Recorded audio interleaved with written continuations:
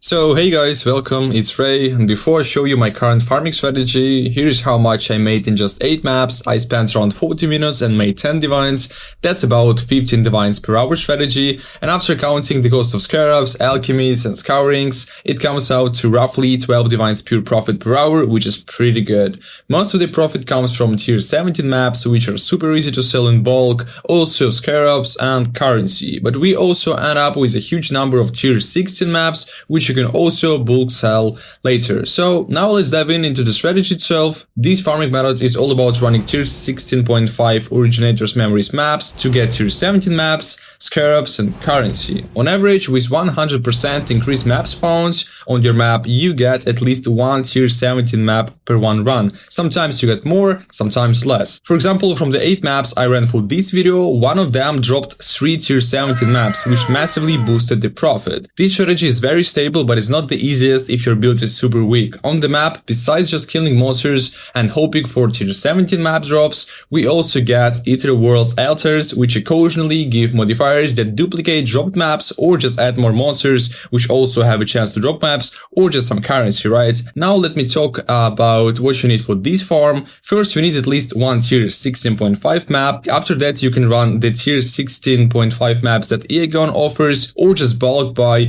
the ones you prefer. So I just bought like 8 of these maps on trade, but you can go that Aegon offers to you, it will be fine. So on this tier 16.5 map, you want to make it 20% quality, of course, Orb of Alchemy plus Orb of Scouring until you roll 100% plus increased maps found. So sometimes I get like 150, and of course make sure your build can handle the modifiers. So more increased maps found on map you have, more actually this tier 17 you will get. Now let's talk about Scarabs. For this strategy, I use one Cartography Scarab of Escalation, which increases number of maps dropped based on the number of map mods. So more map mods you have, more actually map dropped you will have. The next one, I have 3 Cartography Scarab of Multitude that boosts map drop chance from monster packs, and the last scarab depends on how strong your build is. If your build isn't weak, I recommend using a Cartography Scarab of Risk like I do. It adds 2 random modifiers to your map, increasing map drops so much. If your build is weaker,